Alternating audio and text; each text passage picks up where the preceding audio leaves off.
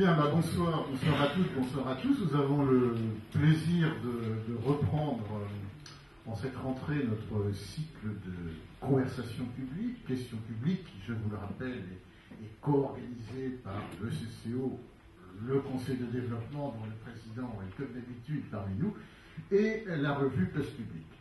L'invité de ce soir est loin d'être un inconnu pour maintes raisons, mais il est ici chez lui, puisque vous savez que Jean Renard est rapporteur général, c'est bien comme ça qu'on dit, rapporteur général du Conseil de développement. J'ajoute que c'est un collaborateur aussi très régulier, très fervent de Place Publique. Nous sommes ici ce soir pour parler de son dernier livre, Les campagnes nantaises, un demi-siècle de révolution sociale et paysagère. C'est un livre qui a la particularité de revisiter une thèse de géographie déjà ancienne, puisqu'elle remonte à 35 ans. Cela n'a rien d'un détail. Ce que j'apprécie, notamment chez Jean Renard, c'est le fait de n'être pas de ces universitaires confinés dans leur tour d'ivoire, mais d'être un universitaire, un géographe de plein vent. Alors c'est peut-être en partie lié à sa spécialité, la géographie rurale, mais pas seulement. Et c'est quelqu'un qui est engagé dans de multiples instances, qui participe à de nombreux lieux de réflexion, et c'est toute la signification qu'il y a d'avoir revisité sa thèse. Après tout, il aurait pu se dire, bon, ça y est, cette thèse, je l'ai soutenue, j'y ai travaillé, maintenant, elle peut dormir sur les rayonnages poussiéreux de l'Institut de géographie.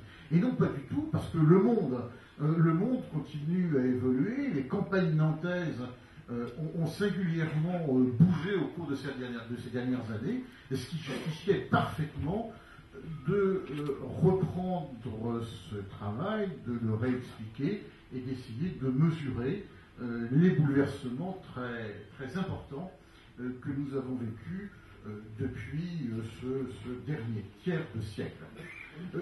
Un mot, alors juste un détail, Jean et moi on se connaît bien, on a même écrit ensemble un petit livre il y a quelques années, donc on ne va pas faire semblant de ne pas se connaître, et je propose qu'on se tutoie, parce que sinon on risque de passer du vous au tu à un moment ou à un autre de la soirée, autant jouer franchement. Alors, toute première question, elle a un rapport avec le titre, les campagnes nantaises. Quand on parle de campagnes nantaises, ça signifie immédiatement qu'on fait un lien entre la ville et les territoires qui l'entourent. Dans quelle mesure peut-on parler de campagnes nantaises? Jusqu'où vont ces campagnes nantaises? D'autant plus, et c'est quelque chose que tu soulignes dès le début du livre, que traditionnellement, on affirme que Nantes est une ville coupée de son arrière-pays.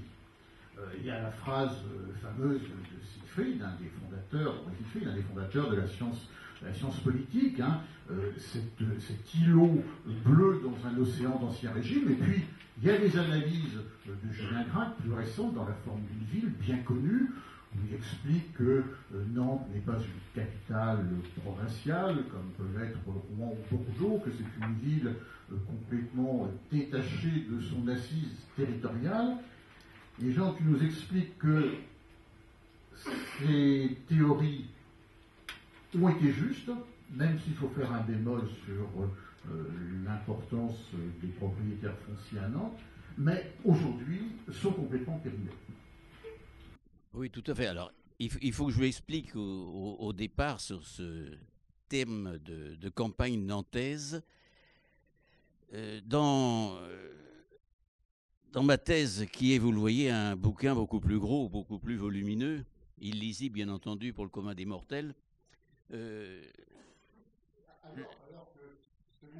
il est très court. Et il est court, ce qui est le plus difficile à faire, je crois. Le titre, il est invendable également, les évolutions contemporaines de la vie rurale dans la région nantaise. Donc je ne parlais pas des campagnes nantaises. Si j'avais parlé des campagnes nantaises, je l'aurais sans doute mieux vendu, en quelque sorte. Aujourd'hui, il est épuisé bien sûr, encore qu'ils se vendent, paraît-il, on m'a dit ça il y a peu de temps, sur des sites type Amazon ou je ne sais quoi. Bien. Alors, le terme de campagne nantaise ne s'imposait pas, en effet, immédiatement. C'était plutôt les bocages de la région nantaise que je voulais examiner.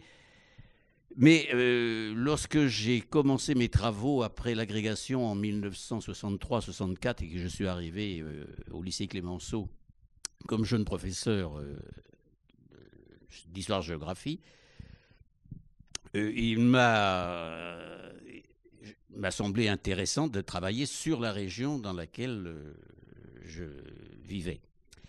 Ceci étant, mon directeur de thèse, Pierre Georges, qui était un géographe de grand renom, à ce moment-là, avait lancé des études, et c'était la mode, sur les relations ville-campagne au travers des questions de la propriété foncière. C'est-à-dire à qui appartenaient les terres autour des grandes villes. Il y avait plusieurs travaux qui avaient été lancés à l'époque sur les campagnes de Toulouse, sur les campagnes de la Côte d'Azur, etc. Et donc moi je me suis inscrit en quelque sorte comme jeune chercheur dans cette optique-là.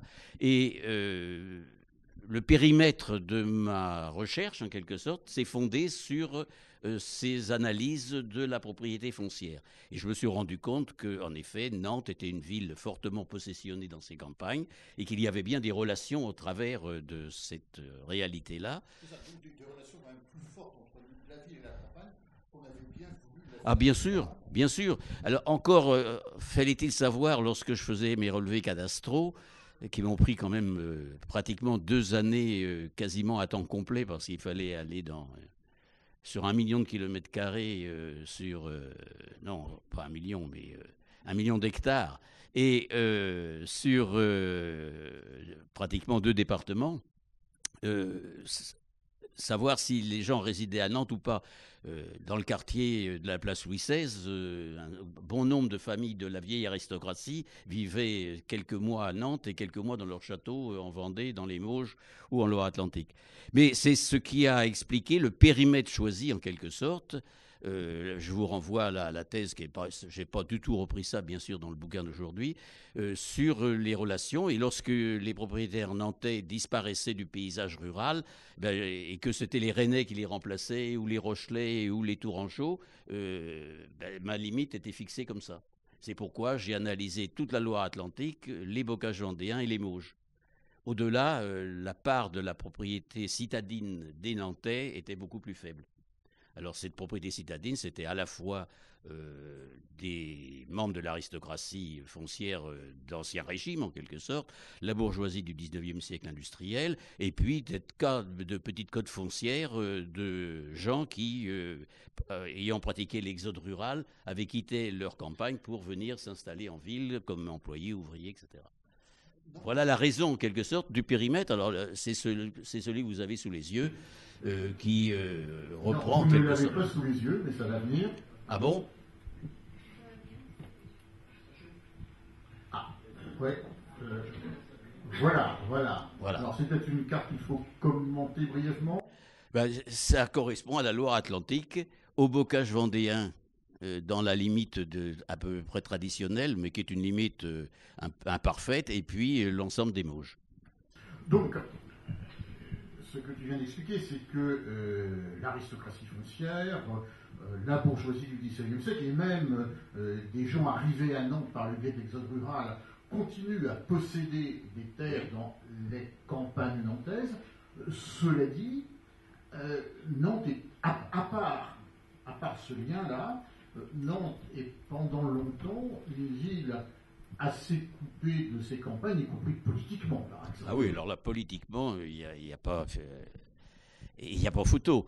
Dès que l'on quitte la ville de Nantes et que l'on est dans les années 60 à La Chapelle-sur-Erdre, à Saint-Herblain, surtout au nord de la ville, plus qu'au sud, on est déjà dans ce qu'on a baptisé la France rurale profonde, en quelque sorte.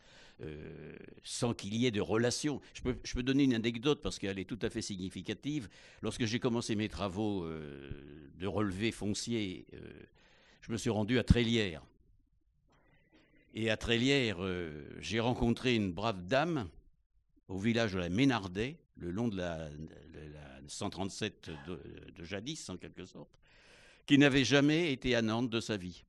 Une vieille personne qui avait mon âge aujourd'hui, et qui, en revanche, allait à la messe au bourg de Trélières. Elle devait traverser la nationale, et à chaque fois, elle emmenait son chapelet parce qu'elle craignait en quelque sorte le passage des automobiles sur cette 137. Or, elle apercevait Nantes par les immeubles qui se construisaient à l'époque tout à fait au nord de la ville. Mais elle n'avait jamais été à Nantes de sa vie. Ça paraît aussi curieux que cela, et pourtant c'était vrai. Donc on était vraiment dans une campagne complètement coupée en quelque sorte de la ville. La ville, elle avait un regard extérieur à l'international ou océanique, mais elle n'avait pas les relations que tu as citées tout à l'heure, comme pouvaient avoir Rouen et Bordeaux, qui étaient vraiment des villes assises sur leur région. Bon, ceci étant, il y avait tout de même toute une bourgeoisie nantaise et toute une aristocratie qui possédait des biens en nombre tout à fait important dans les campagnes, dans un rayon de 40, 50, 60 kilomètres. Et que les choses vont changer. C'est pas facile de dire à quel moment ça change, mais disons, à partir des années 50, 60, je cite cette phrase au début de ce livre, au temps des campagnes repliées, isolées, indifférentes ou hostiles à la grande ville voisine, va succéder le temps des relations et rapports avec la diffusion d'un nouvel espace social qui n'est ni la ville d'hier, ni la campagne agreste d'autrefois, mais une sorte de tiers espace péri-urbanisé où les modes de vie citadins sont partout. Alors, qu'est-ce qui s'est passé entre ce temps des campagnes muettes et repliées sur elles-mêmes et la situation que nous vivons aujourd'hui? Là, tu vas un peu vite parce que il y a deux fils directeurs dans l'ouvrage que j'ai pu écrire récemment qui viennent un petit peu s'articuler l'un à l'autre. C'est d'une part, à partir des années 60, une révolution dite silencieuse de l'agriculture, mais qui ici n'a pas été aussi silencieuse qu'on veut bien le dire, dans la mesure où, on le sait bien, surtout en Loire-Atlantique, il y a eu un grand nombre d'événements, de conflits autour du foncier, justement, de la terre, entre les gens d'en haut et les gens d'en bas, c'est-à-dire ceux qui possédaient les biens et ceux qui ne les possédaient pas, ceux qui avaient le prestige, la considération, etc., et puis les petites gens. Et c'est à partir des années 60 jusque dans les années 80 que se fait cette révolution autour de la modernisation technique et puis, mais on y reviendra peut-être, du rôle fondamental de la jeunesse agricole chrétienne qui a tenté dans un élan de solidarité, de messianisme, comment dirais-je, d'ouverture d'une église vers les gens, qui a tenté en quelque sorte de faire partir tout le monde, en espérant que tous ces agriculteurs, en quelque sorte, arriveraient à s'en sortir. Et puis, on verra que ça n'a pas été le cas et qu'ensuite il y a des cassures à la fois politiques, sociologiques et de type d'exploitation. Et puis dans un deuxième temps, à partir des années 70-80, on voit apparaître un phénomène qui est commun à l'ensemble des campagnes françaises, qui est le phénomène de périurbanisation et le fait que progressivement, sous forme de couronnes successives, on voit les communes changer de nature au point de vue social. Et ces petits bourgs étriqués au milieu de vastes campagnes, c'était le cas par exemple de la Chapelle-sur-Erdre, 3500 habitants dans les années 60, mais l'essentiel de la population vivait dans la campagne, ils ne vivaient pas au bourg. C'était la même chose à Sautron, c'était la même chose à Saint-Herblain et dans toutes les communes. À partir de ce moment-là, on voit apparaître par redéversement de la ville, mais avec des mouvements complexes, un phénomène, un renversement des courants migratoires, à l'exode rural qui n'a jamais été aussi important que dans les années 60, succède un exode urbain à partir des années 70-80, qui a été analysé par nos étudiants et mes collègues, je vois Nicole Croix ici et Daniel Rapetti, qui, dès les années 70, en quelque sorte, on met en valeur ces renversements de situation, on analyse les permis de construire avec des étudiants cas par cas, et on voit très bien apparaître ce phénomène de périurbanisation. Et ceci va se diffuser sur l'ensemble du territoire, et désormais sur l'ensemble de la Loire-Atlantique. Donc il y a bien ces deux fils directeurs qui viennent se mêler, se conjuguer pour expliquer en deux temps, en quelque sorte, ces évolutions. Et donc ça se manifeste, me semble-t-il, si j'ai bien lu, sous deux aspects. Il y a d'une part un changement radical des paysages, et il y a d'autre part, il y a évidemment un lien entre les deux, à la fois un effondrement du nombre des exploitations agricoles et une transformation de ces exploitations. On passe d'une agriculture paysanne à une agriculture d'entrepreneurs. On produit pour vendre. Tout à fait. Alors, il faut bien saisir que le paysage, tel qu'on peut le voir, n'est que la traduction concrète des réalités sociales. Un paysage, ça porte une réalité sociale.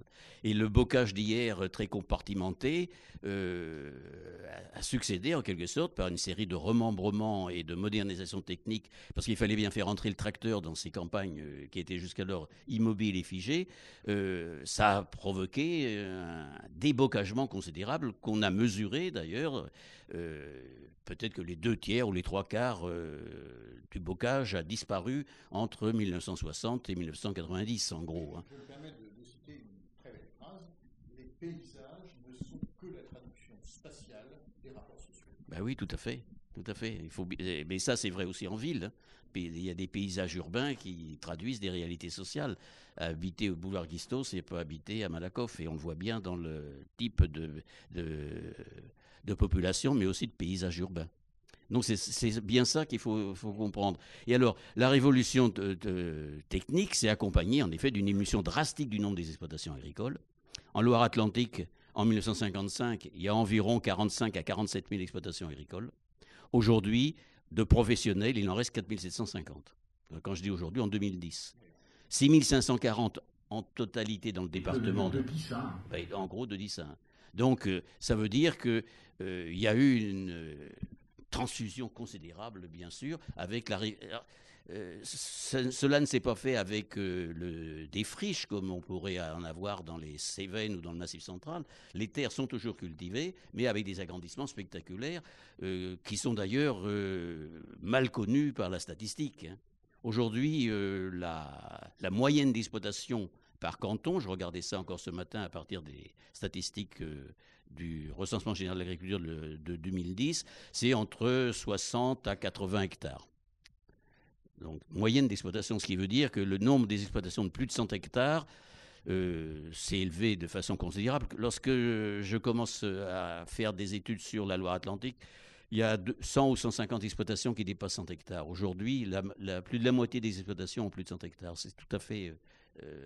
et d'après ce qu'on sait, parce qu'il y a des groupements agricoles d'exploitation communs, il y a des EARL, il y a des sociétés civiles, etc., qui font qu'on ne sait pas qui possède quoi, enfin qui exploite quoi de façon très claire. Et c'est souvent sur plusieurs communes, ce qui fait que les remembrements d'autrefois ne se justifieraient plus aujourd'hui, parce que les exploitations agricoles sont souvent faites de gros morceaux qui sont quelquefois situés à des kilomètres de distance.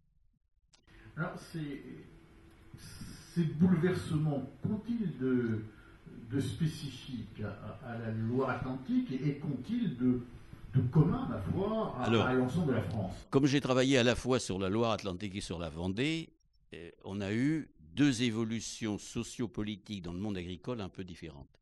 Ici, en Loire-Atlantique, du fait du rôle de la jeunesse agricole chrétienne, mais elle s'exerce aussi en Vendée, mais plutôt du rôle d'un certain nombre de leaders politiques et de leaders agricoles, enfin sortis de l'agriculture, dont on sait bien les noms, je ne vais pas les citer ici, mais ils sont une bonne vingtaine ou une bonne trentaine de personnages, d'individus qui vont entraîner en quelque sorte, non pas forcément la masse des agriculteurs, mais une élite d'agriculteurs pour penser le changement, le synthétiser, le théoriser en quelque sorte, ce qui n'est pas le cas dans d'autres départements. Et on le voit bien au niveau des luttes politiques pour la Chambre d'agriculture, par exemple, le fait que la Confédération paysanne, après une longue histoire de travailleurs paysans, etc., là aussi ça a été dit, redit par mes collègues, en particulier par Bourrigaud et Nicole Croix, dont je ne reviens pas là-dessus, la Loire-Atlantique présente un visage particulier.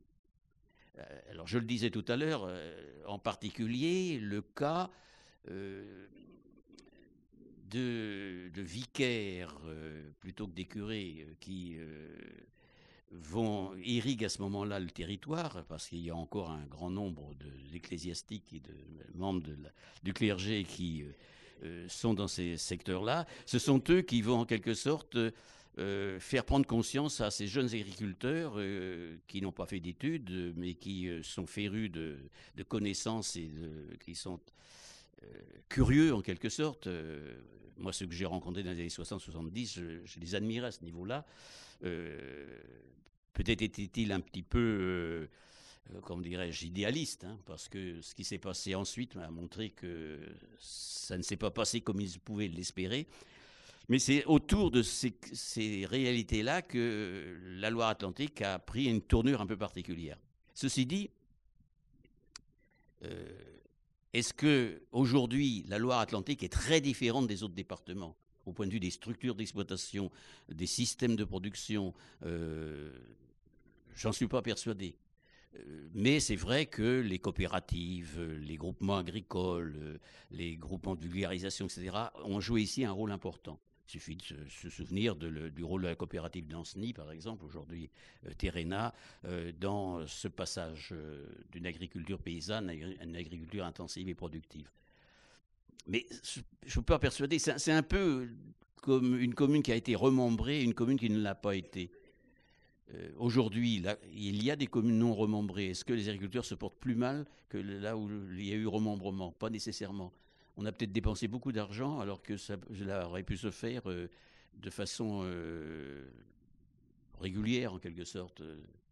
Je voudrais qu'on s'attarde un petit peu sur ce cheminement qui conduit de la JAC, de la jeunesse agricole chrétienne, à la constitution d'une gauche paysanne relativement spécifique quand même au département, parce que tout à fait. Effectivement, il y a eu énormément de leaders paysans de cette génération à être issus du creuset de la JAC. Mais tous ne sont pas devenus des gens de gauche. Michel Le Baptiste en est un exemple. Le grand leader paysan nord-finistérien, Alexis Gourvenec, en est un autre. Donc, à ton avis, qu'est-ce qui peut expliquer la divergence de ces cheminots, alors que ici, de manière quand même assez massive, il faut rappeler que jusqu'en 2007, la Chambre d'agriculture était la seule chambre d'agriculture métropolitaine à être tenue par la Confédération paysanne. Donc, il y a bien quand même une exception.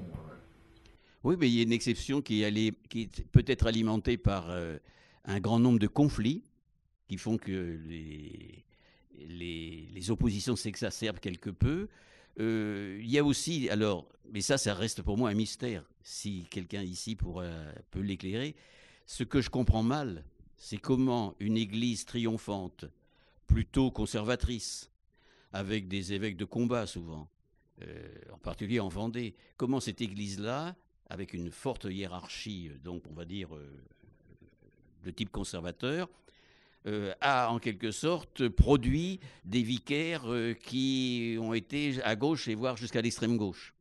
Et comment ces vicaires, en quelque sorte, se sont détachés de leur hiérarchie et ont été les moteurs, en quelque sorte, auprès de ces jeunes agriculteurs, dont bon nombre ont été formés par, à Angers, un centre le fameux CERCA, qui est aussi une sorte d'école à distance, en quelque sorte. Bon nombre de ces leaders syndicaux des années 70-80 sont issus de ce milieu-là. Mais dans ces questions de tempérament, de comportement et d'individu, il est difficile de faire la part des choses. Ceci étant, entendons-nous bien, c'est pas toute la campagne et tous les agriculteurs qui ont fait ce cheminement, même si ensuite, bon nombre d'entre eux sont aujourd'hui conseillers généraux, ce qui est quand même un signe en quelque sorte de leur parcours. Je voudrais qu'on revienne. Oui. On prendra les questions après. Bon, bah, on n'oubliera pas qu'il y a la réponse à la question. Monsieur Jouvet, l'ancien directeur de la Chambre d'agriculture, a la réponse, c'est bien. Une réponse. Je voudrais qu'on vienne un petit peu en arrière sur un cas particulier, mais qui nous est cher tous les deux. C'est l'exemple du vignoble. Il se trouve en plus que Place Publique a consacré un important dossier cet été au rapport entre Nantes et son vignoble. Et dans le début du livre, tu cites cela comme un exemple précisément de la modification du rapport entre Nantes et ses campagnes. Ah oui, mais il faut dire que l'histoire du vignoble nantais est un peu particulier. C'est pendant longtemps. Alors, la comparaison, elle est à faire avec Bordeaux. Dès qu'on parle de Bordeaux, on pense vignoble et on pense rapport avec la ville. Ici, pendant longtemps, ça n'a pas été tout à fait le cas, dans la mesure où on a un vignoble qui s'est mis en place et qui est de médiocre qualité, du fait qu'à Ingrande, il y a une frontière et que du côté Anjou on fait de la qualité parce qu'on paye des droits de douane, tandis que du côté breton, du côté du muscadet, on ne paye pas de droits de douane. Donc on va plutôt faire un vin de médiocre qualité, transformé en alcool un peu comme cognac. Hein, à la limite, c'est un peu le cheminement avec des cépages qui donnent beaucoup mais qui sont de médiocre qualité, ou qui donnent du vinaigre à Nantes.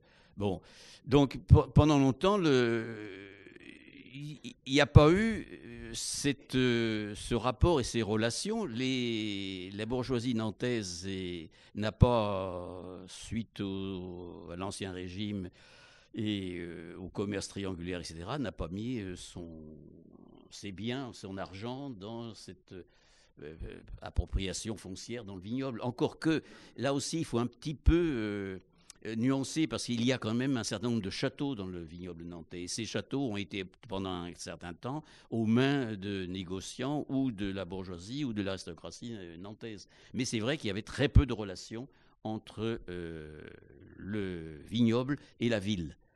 Alors aujourd'hui, ça change complètement. Le vignoble joue la qualité. Alors on parle sans cesse de crise. Moi, je trouve que le terme de crise ne convient pas. C'est une restructuration qu'il y a. Et une restauration considérable. Dans les années 50,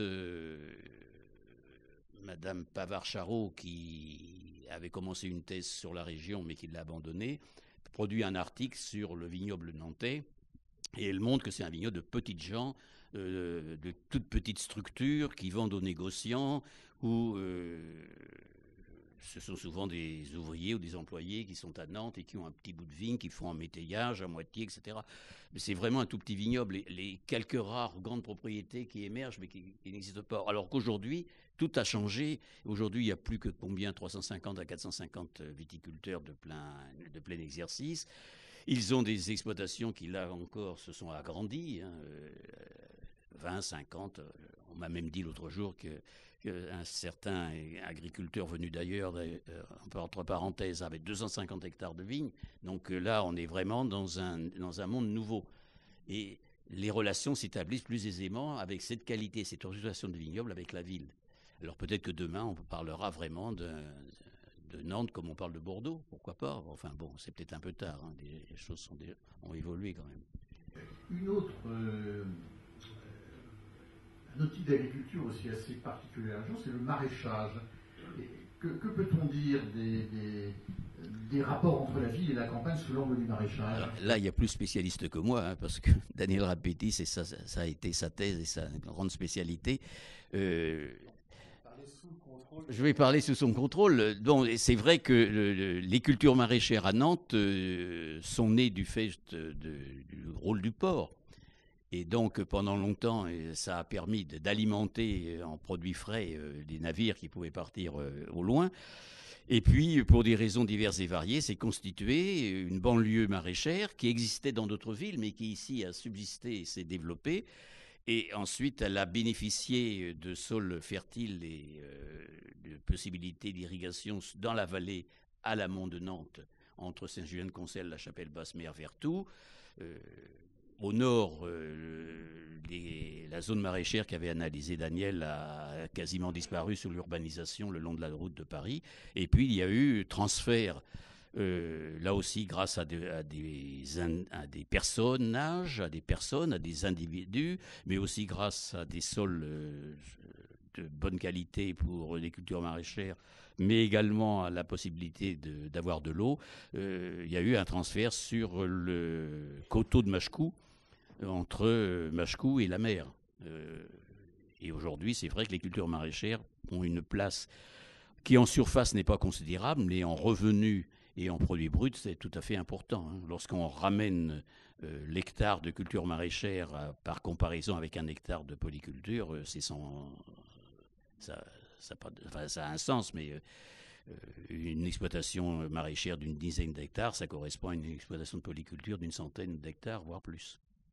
Donc il y a eu ce secteur maraîcher qui est en effet une des particularités de notre région et qui progresse toujours d'ailleurs, qui progresse aux dépens du vignoble, en particulier dans les régions au sud de la vallée. Alors, est-ce que cet effondrement du nombre d'exploitations passé en 50 ans de 10 à 1... Oui, en gros, enfin, on exagère un petit peu, c'est pas tout à fait ça, mais presque. Pas loin. Et donc, l'extension des surfaces, est-ce que ça s'est accompagné de changements profonds des méthodes culturales ?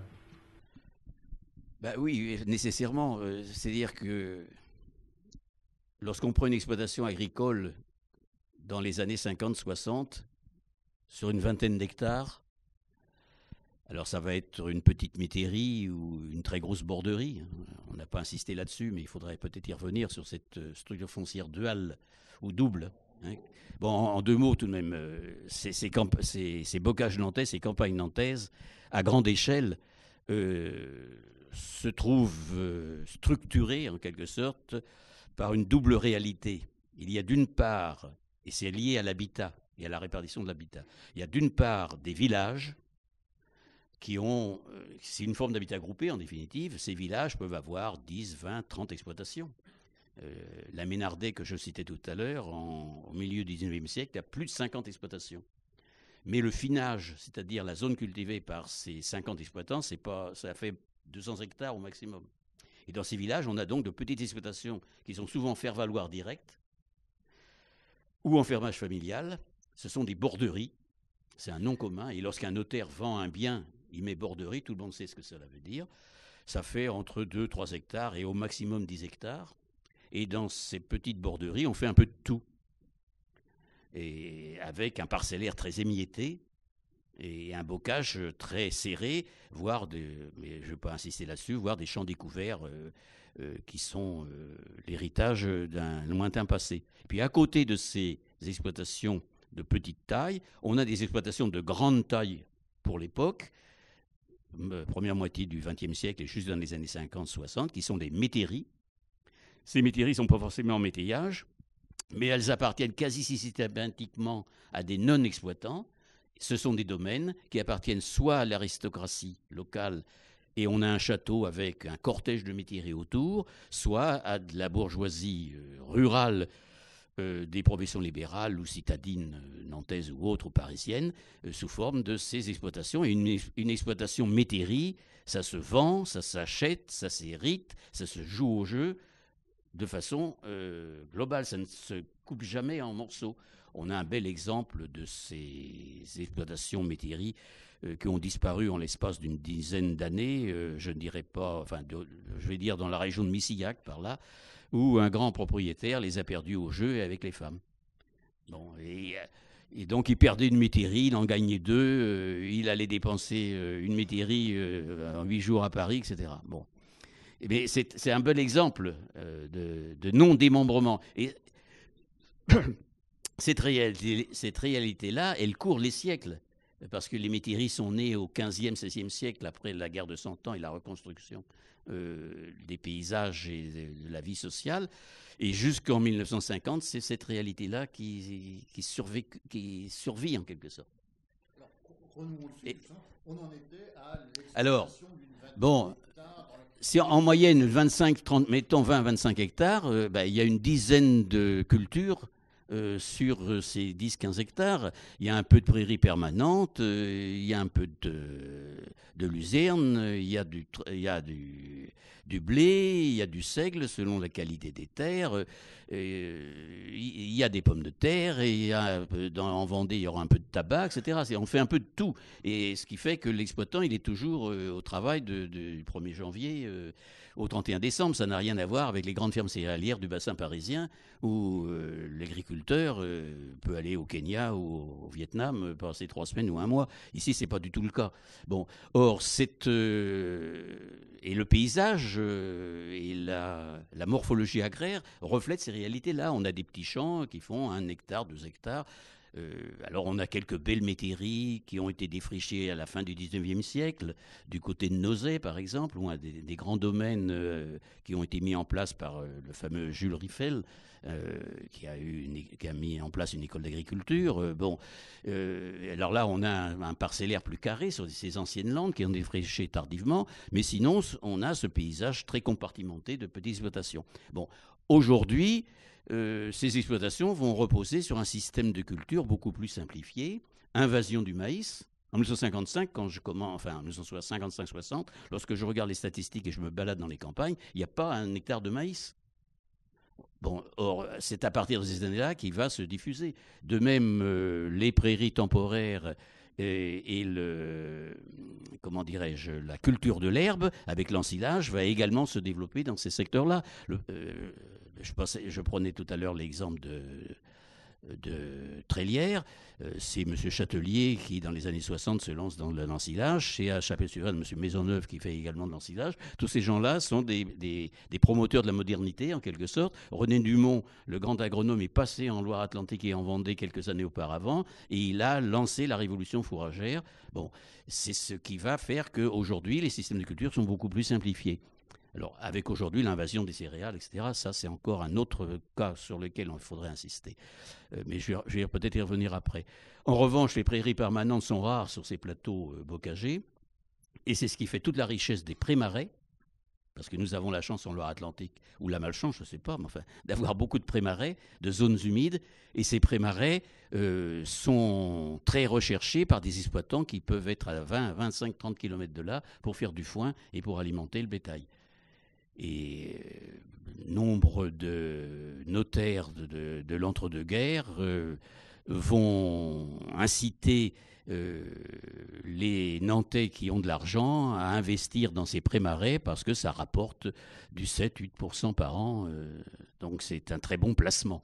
Aujourd'hui, c'est un très mauvais placement, mais ça a été un très bon placement pendant longtemps. Et la révolution fourragère va faire que ces pré-marais ne vaudront plus grand-chose dans la mesure où on saura cultiver de l'herbe sur les plateaux. Mais j'insiste alors sur le fait que ces évolutions sont tout à fait spectaculaires dans la mesure où les exploitations sont agrandies, elles ont des systèmes de culture simplifiés, autour d'ateliers avec des formes d'agriculture de groupe, de bovins, d'élevage de porcs, d'élevage de volailles, etc. Et cela conduit, mais on pourra peut-être en parler, mais dans l'avenir, cela conduit à la disparition de la vieille fracture entre deux France rurales et paysannes, la grande culture du bassin parisien et la petite culture de l'Ouest.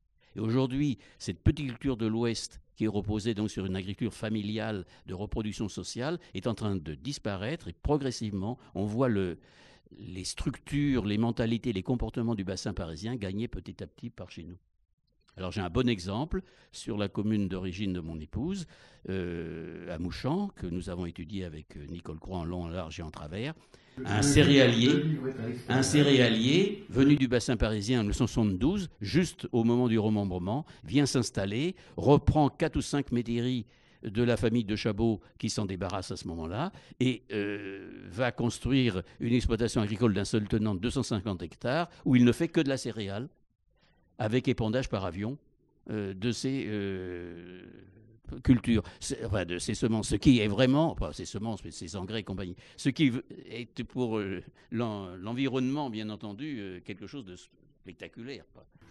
Alors, est-ce que cette spectaculaire modernisation de l'agriculture dans les années 60 n'est pas aujourd'hui terriblement datée? Il y a quand même de plus en plus de contestations, notamment venant des consommateurs, de ce modèle productiviste.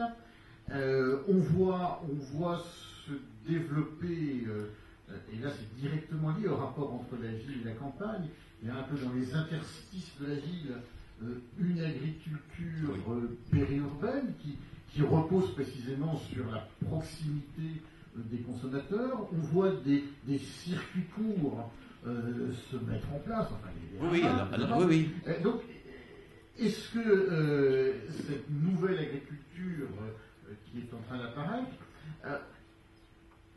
a vocation à rester finalement relativement marginale, ou assiste-t-on à une deuxième révolution agricole? Alors, à mon avis, on assiste en effet à une deuxième révolution agricole, mais comme la première dans les années 60, elle a du mal à s'imposer.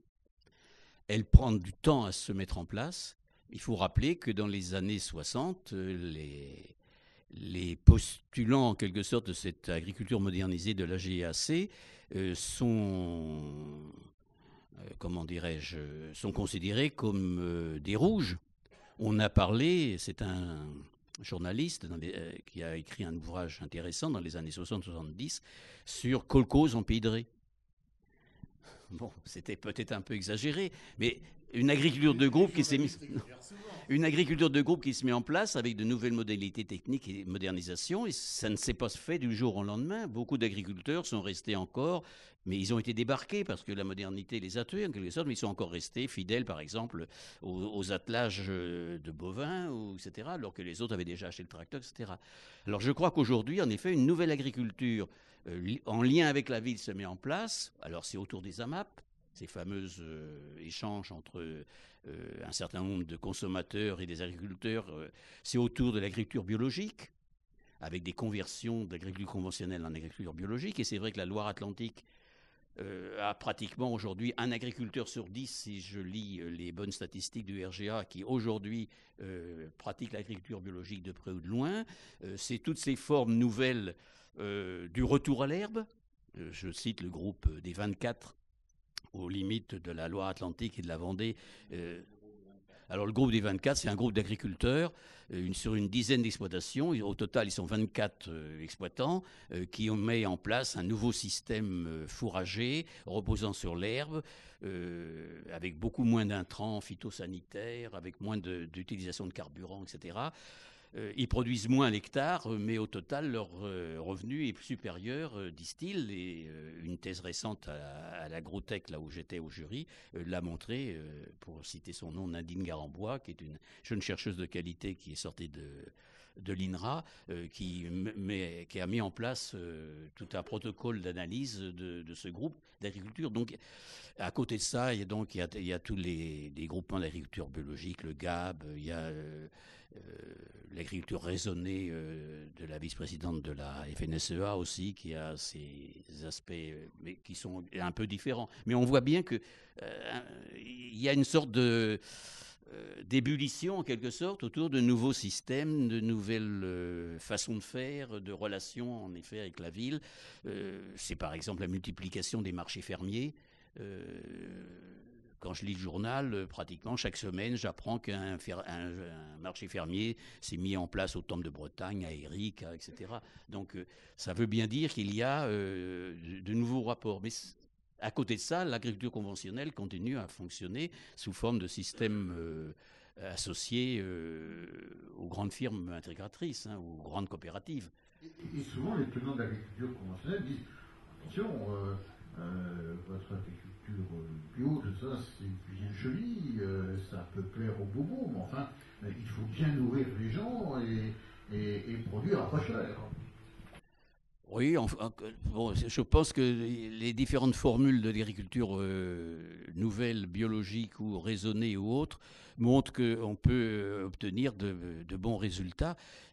Il ne s'agit pas de produire plus, il s'agit de produire mieux. Alors, il y a toute une réflexion aussi autour de la coopérative Tirrena pour en mettre en place, mais je pense que M. Garot est venu ici expliquer cela sur une sorte d'agriculture écologiquement intensive. Bon, on voit bien que ça bouge, mais ça ne peut pas bouger du jour au lendemain. Alors peut-être aussi, est-ce que le système scolaire, le système d'éducation dans les lycées agricoles, est-ce qu'on a pris le virage ou pas? Bon, là aussi, c'est une analyse qui est... Mais je pense que Nicole Croix pourra, dans le débat, donner... Puisqu'elle se spécialise dans cette relation entre le monde agricole et les lycées agricoles et autres. Donc, il y a sans doute un mouvement. Est-ce qu'il ira jusqu'au bout? Est-ce qu'on aura vraiment une nouvelle agriculture? Ou est-ce que les deux vont peut-être cohabiter? Je reviens du Périgord noir, où j'étais avec mes jeunes collègues... Oui, j'étais avec mes jeunes collègues en analyse de terrain. Ce n'était pas des vacances. Non, en voyage d'études, on a visité des exploitations agricoles. Et bon, dans ces cantons où il y a beaucoup de touristes et un grand nombre de résidences secondaires d'origine hollandaise, anglaise ou allemande, on voit bien que cette agriculture à disposition, en quelque sorte, des non-agriculteurs de proximité, s'est développée de façon considérable. Mais ils ont là-bas la truffe, le foie gras, les noix, toute une série de productions que nous n'avons pas ici et qui, en quelque sorte, facilitent en quelque sorte les relations. C'est pas les relations d'un grand céréalier ou de quelqu'un qui fait du lait de façon intensive en lien avec une coopérative. Je vois que le voyage d'études a été fructueux. Avant de passer la parole à la salle, et puis Philippe aura sans doute des questions à poser, je voudrais qu'on aborde un dernier point qui est la fin du livre et qu'on ne peut que traiter sous forme interrogative. La fin du livre s'appelle « Vers de nouveaux territoires ruraux ». Il y a quand même une nouveauté fabuleuse dont on a du mal parfois à percevoir l'ampleur, c'est que pour la première fois depuis le néolithique, les paysans sont minoritaires à la campagne. Oui, ils sont minoritaires, ils sont ultra minoritaires. Il n'y a plus une seule commune du département, voire de l'ouest de la France, où les agriculteurs sont majoritaires dans leur commune, en tout cas au niveau du travail. Donc vraiment, ça a complètement bouleversé les choses. Ça a bouleversé les choses parce que, là aussi, je vais peut-être revenir en arrière. Dans les années 60, dès qu'on est sorti de Nantes, on est dans un monde paysan où 70 à 80% de la population active est paysanne. Il y a très peu de services à la population. Les seuls services vont se trouver dans les gros bourgs et les petites villes. Mais le reste des campagnes sont dramatiquement sous-équipés. Il n'y a pas de guichet bancaire. C'est le curé, quelquefois, qui tient le crédit mutuel une fois par semaine. Il n'y a pas de médecin, il n'y a pas de pharmacien, il n'y a pas de collège.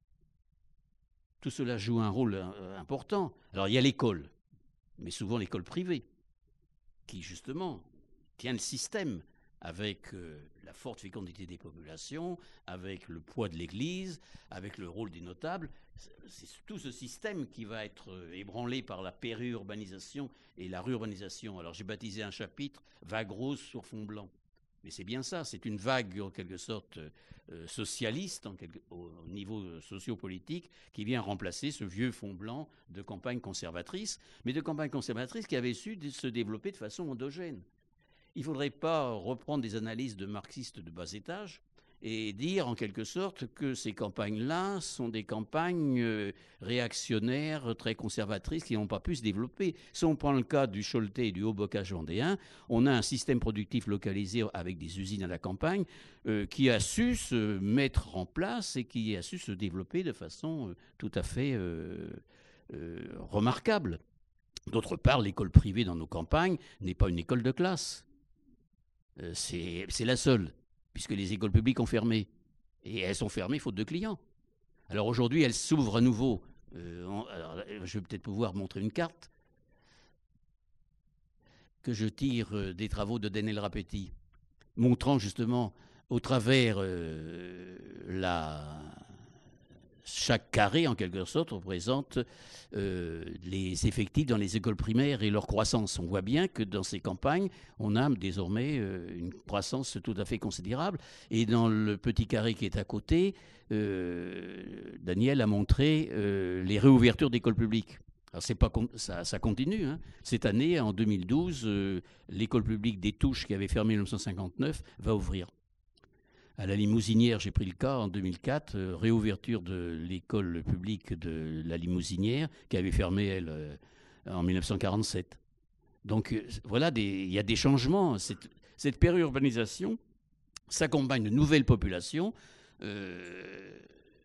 et de nouvelles réalités sociales, de nouvelles réalités politiques. Et le vieux système est ébranlé, en quelque sorte. Mais ce vieux système, il avait comment dirais-je, une organisation très solide autour donc des notables, de l'Église, de l'école privée, et puis de l'absence apparente, en quelque sorte, de conscience de classe ou de lutte de classe. Il y avait, alors si on veut théoriser un petit peu et faire savant, il y avait un effet de lieu et un effet de culture, une absence d'effet de classe qui faisait en quelque sorte la solidité de ce système des campagnes nantaises. Et aujourd'hui, tout cela est balayé par un effet de mobilité. Mobilité avec l'arrivée massive de nouveaux habitants, et les conflits ne sont plus entre les gens d'en haut et les gens d'en bas. Son conflit qui était souvent médiatisé, qui apparaissait peu, pour savoir ce qui se passait vraiment, il fallait interroger les gens à propos des relations qu'ils pouvaient avoir entre leurs propriétaires et eux-mêmes. Et aujourd'hui, c'est plutôt les conflits entre les gens venus d'ailleurs et les gens d'ici. Et alors cela se voit avec, par exemple, ce qui était inconcevable il y a encore quelques années, 2 listes à des municipales. Une liste dite de l'école publique, parce que les gens demandent, ce qui est venu de la ville, ils demandent l'ouverture d'une école publique, et la liste traditionnelle qui était chapeautée par le notable, qui était souvent le grand propriétaire et qui était aussi le maire. Parce qu'en fait, au fond, puisque les paysans sont devenus minoritaires chez eux, et ça pose de redoutables questions d'aménagement. Les terres qui jusque-là étaient dévolues à la production agricole peuvent maintenant connaître des tas d'autres usages et répondre aux demandes, aux besoins, aux désirs des nouveaux habitants. C'est pourquoi il est nécessaire de revenir sur ce que je disais dans la thèse dans les années 60. Il est nécessaire de revenir sur l'analyse du foncier. À qui appartient la terre ? C'était il y a un demi-siècle la mode, ça a disparu, et aujourd'hui, les études reviennent sur cette question, à qui appartient la terre ? Est-ce qu'elle appartient aux gens d'ici ou est-ce qu'elle appartient à des gens d'ailleurs ? Et quelle est la consommation de ces espaces agricoles ? Alors là, on a exagéré quelque peu les choses. Le Conseil général, pas plus tard que la semaine dernière, a publié une étude sur cette consommation de terre. C'est environ 1 millier d'hectares qui changent et qui sont perdus par l'agriculture chaque année. La Chambre d'agriculture parlait de 2000 à 2500 hectares. C'est un petit peu moins. Mais il n'empêche que quand même la consommation d'espaces agricoles en Loire-Atlantique est tout à fait importante. Et elle est importante, cela tient, j'y reviens, à la répartition de l'habitat traditionnel, qui est un habitat dispersé, avec des fermes isolées, des groupements de 2 ou 3 fermes, de petits hameaux, de gros villages. Tout cela fait autant de germes d'une urbanisation possible par recyclage des fermes agricoles qui ont perdu leur fonction et qui deviennent, comme le disent les promoteurs immobiliers, longères à vendre. Et donc cela conduit à avoir laissé construire n'importe quoi, n'importe où, n'importe comment. Les municipalités ont été souvent laxistes et ont laissé faire. Parce que la tradition était qu'il y avait de l'habitat dispersé, qu'on avait donc construit un peu n'importe où, qu'on avait construit pour des raisons productives autrefois, pour des raisons de production agricole. Donc la consommation d'espace, elle est plus pernicieuse chez nous qu'elle peut l'être dans le bassin parisien, dans le bassin parisien ou dans les Hauts-de-la-France, il serait inconvenant de construire en dehors du bourg, en plein milieu des champs. Personne ne le fera jamais. Ici, au contraire, on a laissé construire n'importe quoi. Et ce recyclage, lorsque 9 agriculteurs sur 10 sont partis, leurs bâtiments agricoles vont servir à des néo-ruraux venus de la ville.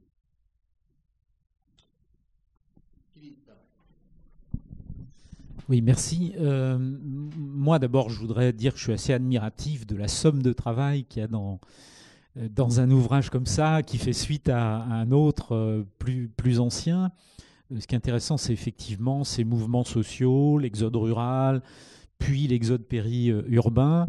Moi, je voulais juste aborder ça par un petit bout de la lorgnette. Il se trouve que j'ai vécu dans un village du Sud-Loire, ce que tu appelles joliment le Midi anticipé. Alors bon, c'est sympathique, même si la Loire n'est pas cette frontière météorologique qu'on évoque souvent. Ça laisse penser qu'il y a un petit peu plus de soleil au sud qu'au nord.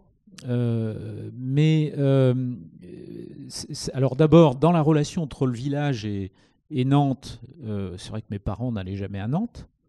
Et on a commencé à aller à Nantes quand moi je suis allé au lycée. C'est-à-dire que le lycée, c'était l'importance de l'éducation des enfants a aussi joué dans la relation entre la campagne et la ville.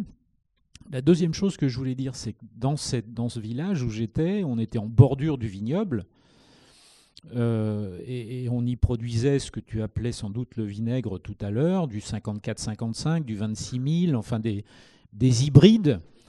Mais ce qui m'a marqué peut-être quand même, et c'est un peu évoqué dans ton ouvrage, c'est le rôle de ces ouvriers paysans, parce que il y avait, en tout cas dans cet espace-là, je ne sais pas juger par rapport à l'ensemble des campagnes nantaises que tu évoques, il y avait tout le monde. Souvent avait un emploi d'ouvrier. On allait travailler aux forges de Bassindre, à l'Arsenal d'Andrette, au chantier, à Sud Aviation. Et tout le monde avait quelques centaines d'arts, 1 hectare, où on cultivait à la fois sa propre nourriture. Et on avait une agriculture de proximité. On était dans le circuit court. Et en même temps, la boisson qui allait avec. Tout ça alors, quel rôle ça a joué dans les analyses que tu fais autour de ces changements sociaux? Est-ce que demain, on n'est pas finalement à l'aube de quelque chose qui pourrait ressembler à ça, c'est-à-dire pour ces périurbains, pour ces populations, et dans un contexte difficile qu'on connaît, économique, est-ce qu'on ne va pas de nouveau, on voit bien, des jeunes se remettre au jardinage? Est-ce qu'on peut imaginer quelque chose qui peut ressembler à ça? Voilà, c'est une question. Et puis la deuxième question, c'est... alors, c'est pas vraiment autour de ces analyses que tu fais, mais je pense que l'impact des infrastructures sur un territoire change aussi beaucoup la donne au niveau de l'affectation des terrains, puisque les grandes infrastructures fixent l'urbanisation, fixent les zones à caractère économique et sans doute ont beaucoup impacté aussi le paysage et l'organisation territoriale. Oui, alors sur la première question, ce que tu dis est vrai pour le sud-ouest de l'agglomération nantaise, pour l'ARPI nazérien, pour les communes ouvrières de l'estuaire, où il y avait en effet ce phénomène d'ouvriers paysans. C'est moins vrai ailleurs. Par exemple, dans le Choletais, il y a peu d'ouvriers paysans. Ce sont plutôt les filles d'exploitants agricoles qui deviennent ouvrières en sortant de l'école primaire, etc. Ce qu'on appelait les filles d'usine. Donc ces relations, elles sont localisées. Sur la deuxième question, oui, sur les infrastructures, je prendrai le cas du Pays de Ré. Le Pays de Ré qui a longtemps été un bon pays, reposant sur l'élevage de la race normande autour du lait, de la viande, etc., au XIXe siècle, avec des grands propriétaires éclairés qui ont mis en place ces élevages modernisés. Et tout au long du début du XXe siècle, le pays de Ré part un peu en quenouille, s'appauvrit quelque peu par rapport aux autres régions. Et puis, aujourd'hui, la construction de 4 voies fait que les 4 voies, c'est comme la nuée qui apporte l'orage. La 4 voies, elle apporte l'urbanisation, elle apporte la périurbanisation. Et alors, ces gens du pays de Ré qui se plaignaient d'être à l'écart, isolés, etc., et qui est loin de la ville et autres, aujourd'hui, ils se plaignent au contraire d'être envahis, en quelque sorte, par des gens des lotissements, comme ils disent. Il y a un bel exemple à Sainte-Pazanne où c'est vrai, par exemple, il y a une classe nouvelle par an qui s'ouvre, et avec des lotissements tout autour du bourg, mais c'est vrai dans toutes ces communes du Pays de Ré. Donc, sans compter les safaris et autres usages récréatifs. Donc, c'est vrai que... mais c'est ça l'effet de mobilité. Alors, un bon indicateur, et l'agence de Manis l'avait relevé aussi, un bon indicateur, c'est le nombre de couples qui ont 2 voitures ou plus. La commune qui avait en dernier recensement le plus de couples ayant 2 voitures ou plus de 2 voitures, c'est la commune de Casson. Alors Casson, c'est un très bel exemple de petite commune rurale qui a progressé dans des conditions, de façon tout à fait étonnante, avec une progression de population de 35 à 37% entre 2 recensements à chaque fois, mais qui avait perdu beaucoup de ses commerces et qui n'a pas les services qui sont plutôt dans les communes voisines plus importantes. Il y a dans le livre une photo aérienne de Casson qui est tout à fait parlante. Oui, on voit entre le bourg et le château, il y a l'allée du château qui mène au bourg de Casson, qui est un tout petit bourg étriqué, et alors entre les deux, un immense lotissement géométrique s'est mis en place et couvre tout l'espace. Eh bien, le moment est venu de vous donner la parole, alors à tout seigneur, tout honneur. C'est pas une question, mais c'est une réponse, si j'ai bien compris. Michel Jouvet, ancien directeur de la Chambre d'agriculture. Et oui, c'était il y a longtemps. J'ai suivi le parcours avec beaucoup d'intérêt de Jean Renard depuis longtemps aussi, puisque je crois qu'on s'est croisés dans les années 69 pour la première fois. Mais j'ai pas de réponse à la question qui a été posée tout à l'heure sur les vicaires.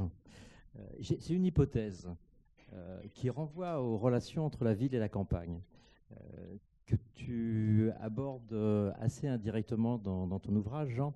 C'est le fait que, moi je suis en Loire-Atlantique depuis 1969, j'ai suivi l'histoire du mouvement paysan et syndical depuis très très longtemps, même avant 69, et l'hypothèse sur le problème des vicaires, c'est la question de l'Église en Loire-Atlantique plus globalement. C'est la question des relations entre la JOC, qui était très présente en Loire-Atlantique, la JEC, la JAC. Il y avait une interpénétration très, très, très forte. Moi, j'ai pu constater dans mes premières années de travail ici, entre ces différents mouvements de l'Église catholique, qui fait qu'il y avait une interpénétration très, très forte entre les dirigeants syndicaux de l'époque.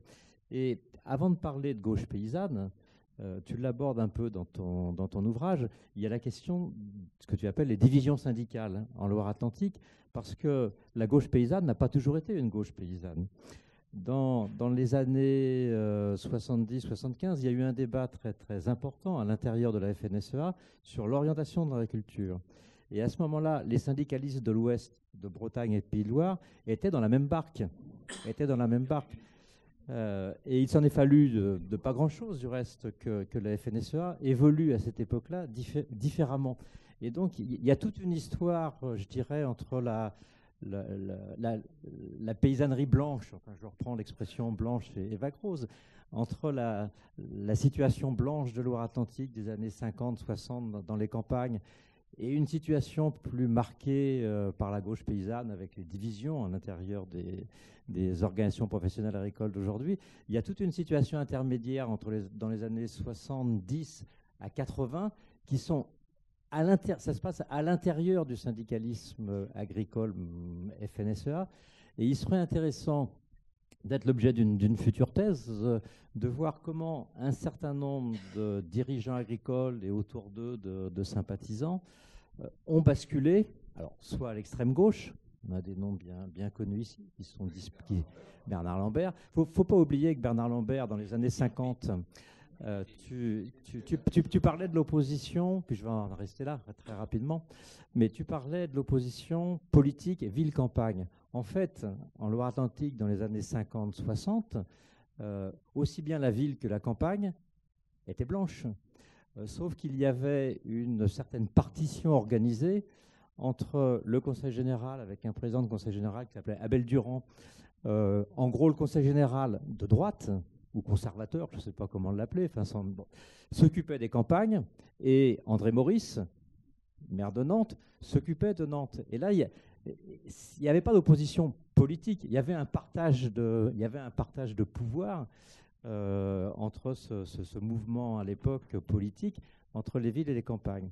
Et je reviens sur le fait que je crois que le rôle de l'Église, tu le soulignes, a été très très important. Et on revient sur, non pas simplement, Philippe, sur l'histoire des paysans ouvriers ou des ouvriers paysans, mais sur le rôle de ces dirigeants ouvriers, de ces dirigeants universitaires, de ces dirigeants agricoles, qui se retrouvaient par l'intermédiaire des mouvements d'action catholique, avec des prêtres et des vicaires qui étaient très engagés dans l'action civique. Et il y a eu le basculement, je vais dire, à gauche des campagnes et des cantons, qui s'est traduit, il n'y a pas si longtemps que ça, par le fait que le Conseil général bascule également à gauche. Ce serait vraiment intéressant de voir, d'essayer d'expliquer de l'intérieur pourquoi ça a basculé comme ça. Je pense que ça aurait pu basculer autrement, pas simplement selon les rapports sociaux, mais selon le rôle des dirigeants de cette époque. Non, mais je suis d'accord sur l'essentiel. Brigitte, elle est pas.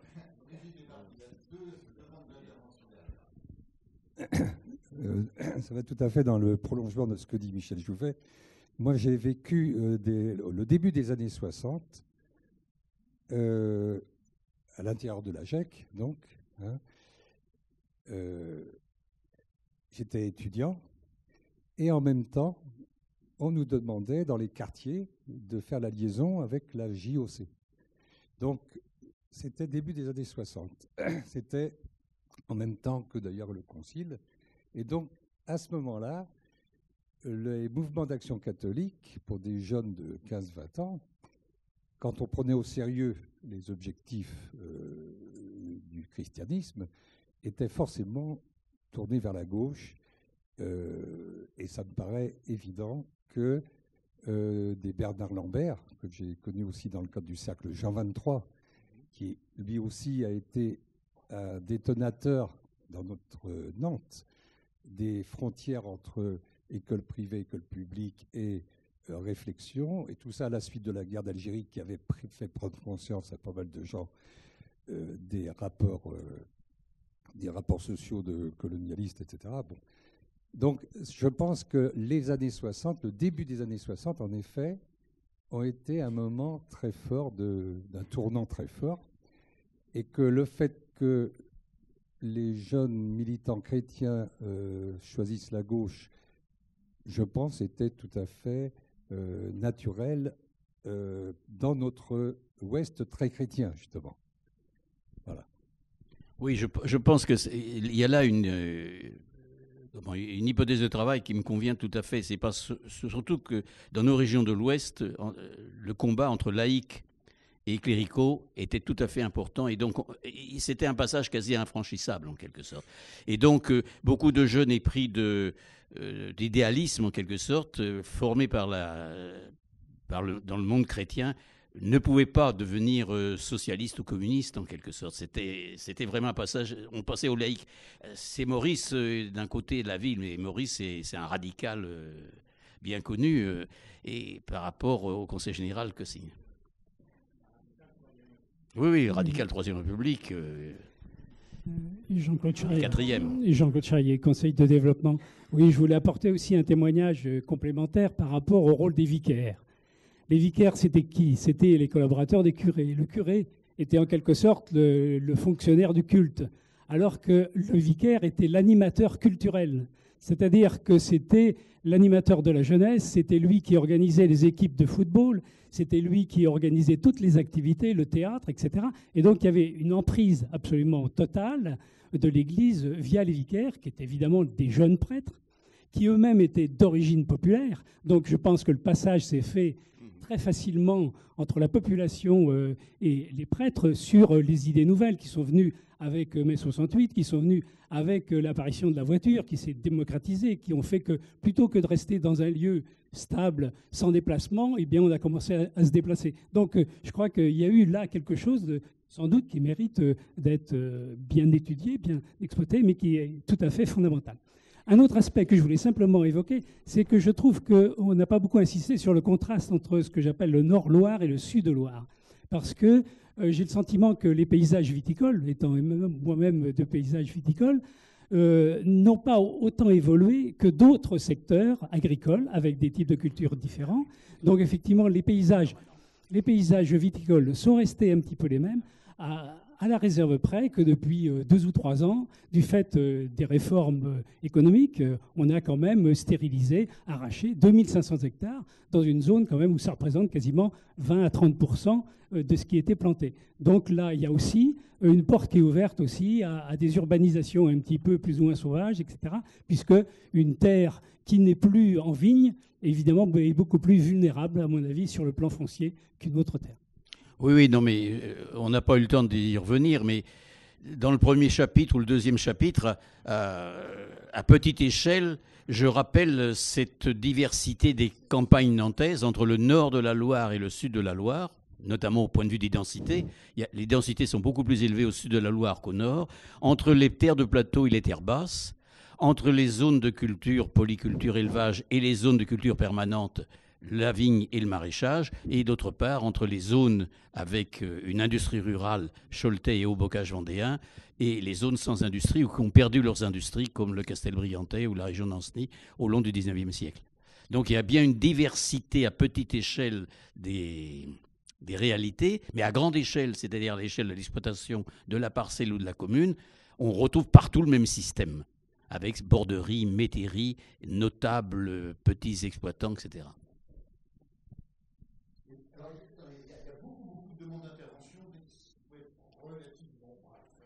Oui, bonsoir, Nicole Croix, géographe. Remarquable. Et un peu trop élogieux, mais enfin. Oui, à peine. J'interviens à propos de la question sur les lycées agricoles. Effectivement, les lycées agricoles jouent un très grand rôle dans la formation des agriculteurs maintenant que l'essentiel des agriculteurs qui s'installent pratiquent effectivement les lycées agricoles. Ce ne sont d'ailleurs pas toujours des enfants d'agriculteurs. Il est certain qu'actuellement, les lycées agricoles en Pays de la Loire, plus qu'en Bretagne, enseignent différents types d'agriculture et en particulier insistent sur la diversification agricole, sur l'agriculture bio, sur le rôle de l'agriculture dans le développement rural, sur les paysages. Il y a une variété d'enseignements dans ces lycées agricoles publics des Pays de la Loire. Les lycées privés ont également, depuis une vingtaine d'années, un souci de présenter les problèmes de l'environnement, les contraintes de l'environnement, comme ils disent, et d'adapter des formes d'agriculture plus raisonnées, plus respectueuses de l'environnement, plus économes également en intrants. En Bretagne, c'est tout à fait différent. En région Bretagne, c'est différent. Il y a d'abord des lycées publics qui sont beaucoup moins nombreux. 12% des effectifs scolarisés en lycée agricole sont dans des lycées publics. Donc, ça veut dire qu'il y a une prédominance des lycées privés qui dépendent beaucoup pour leur fonctionnement de subventions données par les organismes agroalimentaires et qui ne peuvent donc pas, autant peut-être qu'en Pays de Loire, s'orienter ou présenter de manière convaincante les nouvelles formes d'agriculture. C'est donc l'agriculture conventionnelle qui est systématiquement présentée, l'agriculture non conventionnelle, diversifiée, étant quand même présentée, mais un peu comme une niche qui ne sera valable que pour quelques candidats à l'installation et dans des territoires très particuliers, autour des villes, sur les littoraux. Mais plus que les lycées agricoles, je pense que ce sont toutes les structures autour des agriculteurs qui doivent être repensées, revisitées, si l'on veut changer globalement de système agricole. Ce qui a fait le succès de la modernisation agricole. Tu as dit que ça avait été très long, qu'il y avait des luttes, etc. Mais quand même, en 2 décennies, on est passé d'une agriculture paysanne à une agriculture modernisée, intensive, spécialisée, motorisée, utilisant des engrais, des intrants et liée aux firmes agroalimentaires et à toute une série d'organismes de services en amont et en aval de la production. Mais par moi j'ai trouvé que c'était quand même très rapide comme transformation aussi fondamentale des systèmes agricoles. Ça a été possible parce qu'il y a eu un véritable quadrillage du territoire avec des organismes financiers, économiques, techniques, sociaux, structurels. J'en ne citerai qu'un seul, la SAFER. Tous ces organismes allant dans le même sens, favoriser l'installation et le développement des agriculteurs qui acceptaient de se moderniser et d'accepter cette agriculture. Actuellement, effectivement, il y a toute une série, depuis les années 1990, toute une série d'initiatives pour des agricultures différentes.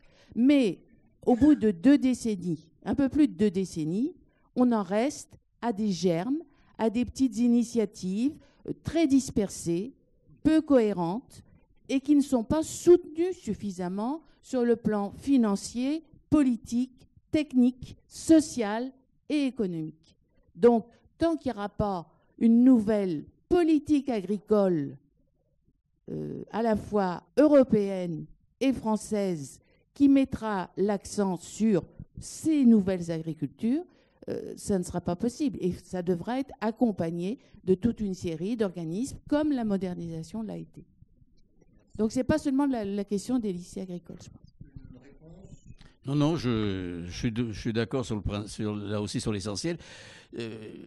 On n'a pas rappelé aussi le rôle ambigu des maisons familiales rurales qui quadrillent le territoire dans les années 60, 70, 80.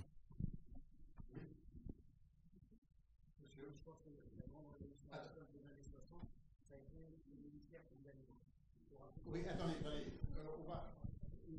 Il y a quelqu'un qui a le micro, on va lui laisser parler. Oui, alors c'est peut-être inopportun dans la mesure où je reviens sur ce qui a déjà été dit à propos de la question de Jean Renard. Comment se fait-il qu'une église hiérarchique très conservatrice a pu en même temps cohabiter avec les vicaires qui sortaient? Or, il ne faut pas oublier qu'il y a eu 2 événements très importants pour avoir vécu la JAC, un Vendéen comme moi, qui a bien travaillé avec la Loire-Atlantique, de 65 à 75, donc on a eu de fréquents rapports. Il y a eu 2 périodes importantes, c'est d'abord le Vatican II.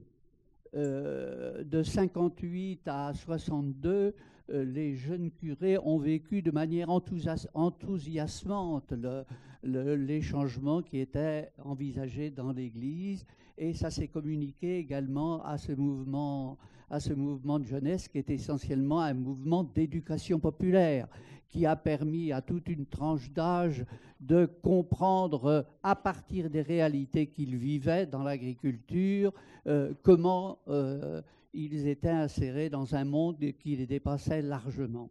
C'est comme ça qu'ils se sont cultivés. Et l'autre événement qui, je crois, a marqué la JAC, c'est mai 68. Dès avant, il y a eu des débats énormes pour savoir s'il fallait s'appuyer essentiellement uniquement sur la bonne volonté des gens ou s'il n'y avait pas des structures qui étaient porteuses d'injustice sociale.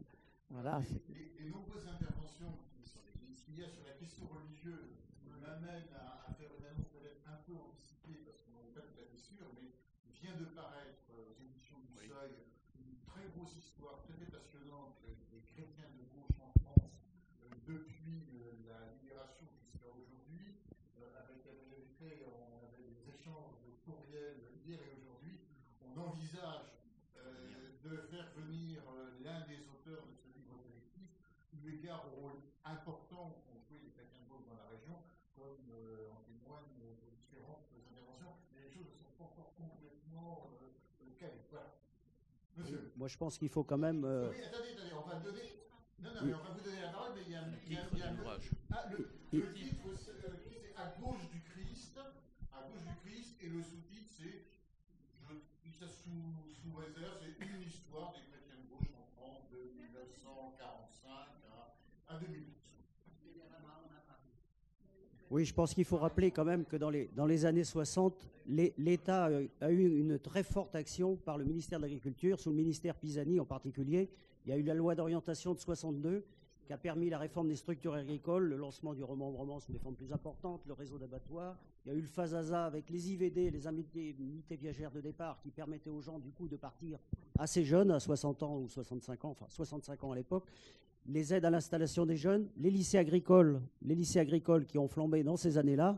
Enfin, il y a eu un tas de révolutions sous le ministère Pisani. Et c'est à l'époque où il y avait la communauté des 6 qui se mettait en place, donc les grandes négociations européennes. Il y a eu le FEOGA, le Fonds d'orientation des marchés, de garantie des marchés agricoles, avec la CIBEV, système d'intervention. Voilà, donc c'est quand même une très très forte implication de l'État dans les années 60, le milieu des années 60. Parallèlement, moi je dirais aussi, après la JAC, il y a eu, à l'époque dans les mouvements politiques, il y a eu le PSU qui a fait un gros boulot au niveau des jeunes qui sortaient justement, beaucoup de jeunes qui sortaient de la JAC, aller vers le PSU ou des mouvements de ce genre. Alors, il y a Brigitte de Sector, vous donnez de la tête. C'est bien. Là, il y a des questions juste devant. Et puis Jean, si tu veux de temps en temps... Oui, non, mais... Juste une question au professeur Renard. D'abord, félicitations pour ce travail que j'ai lu en détail le soir. Bon. Très bien. Vous avez dit à un moment donné que les campagnes avaient été, avec l'exode urbain, avaient été un peu salvagées, un peu... alors, ça veut dire qu'on retrouve des lotissements partout, etc. Est-ce que ça ne correspond pas à un changement de mode opératoire en matière d'aménagement du territoire, jusqu'à la décentralisation des années 80, l'aménagement du territoire, les problèmes d'urbanisme étaient plutôt du ressort de l'État. Je schématise. Alors qu'avec la décentralisation, les maires se sont trouvés investis de la responsabilité d'urbanisme. Et donc, ils n'ont pas pu résister à l'affectueuse pression de leurs amis pour délivrer les permis de lotir et autres permis de construire. Est-ce que je me trompe ou pas ?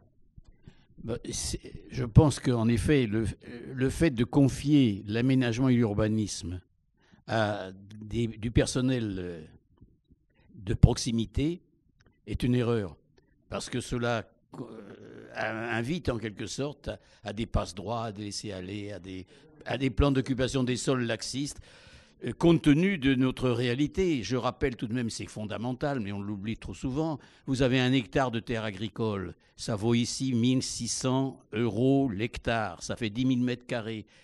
Par la chance, le bonheur ou le passage d'un trait ou un maire complaisant, etc., votre terrain agricole devient urbanisable, sans que vous ayez rien fait pour. Et du jour au lendemain, comme je disais à mes étudiants, c'est Las Vegas. Hein, vous tirez la... Et là, c'est 60... on me disait encore récemment que dans une commune du nord de la Loire-Atlantique, à 25 km de Nantes, 1000 mètres carrés, c'est aujourd'hui 90 000 à 100 000 €. C'est 100 € d'un côté, quasiment 1 million d'euros de l'autre, si on le divise l'hectare en 10 lots. Bon, ça fait la fortune de certains, mais cela crée un aménagement qui est souvent désordonné. Oui, je ne reviendrai pas sur le rôle de l'Action catholique, c'est une vieille affaire. Il y a très longtemps que l'Église, que tu dis triomphante, finalement a mal à partir avec certains de ses représentants locaux ou nationaux d'ailleurs. Mais tout ça pour dire qu'effectivement, la GEC, la JOC, la JAC, tout ça, ça a eu un rôle très important sous la 4e et la 5e République. Je voulais simplement essayer de prolonger la comparaison. Tu as fait des comparaisons avec la région parisienne. Il est évident que ça n'a rien à voir, la région parisienne, pour des tas de raisons que tu analyses très très bien. Par contre, je me permets, moi, des comparaisons avec le Sud-Ouest que je connais fort bien. Et effectivement, tout ce que tu dis me paraît assez valable et applicable au Sud-Ouest aussi, à 500 km d'ici, dans un département qui m'est cher. Même là, on l'a vu ensemble d'ailleurs, ensemble avec nos étudiants de DESS, on a visité par exemple une coopérative qui a maintenant un nom bien connu, c'est la coopérative de Buzette. C'est une création de la JAC, si j'ose dire, indirectement, de gens de cette génération-là. La maison familiale rurale de mon village, c'est également une création des mêmes personnes. Donc on a absolument les mêmes phénomènes dans le Sud-Ouest, parce que probablement il y a des comparaisons à faire entre la Gascogne et le bocage de l'Ouest. Mais je pense que c'est une analyse globale et pas uniquement locale. C'est tout ce que je voulais dire. Oui, non, mais je crois qu'il faut revenir au point de vue de la recherche sur cette question des innovations dans les campagnes. Et en 2014, mes jeunes collègues qui sont encore actifs font faire ici un colloque international sur les différentes modalités d'innovation dans les campagnes. Les campagnes ne sont pas réservées en quelque sorte à la tradition. Il y a beaucoup d'innovations qui se font aussi.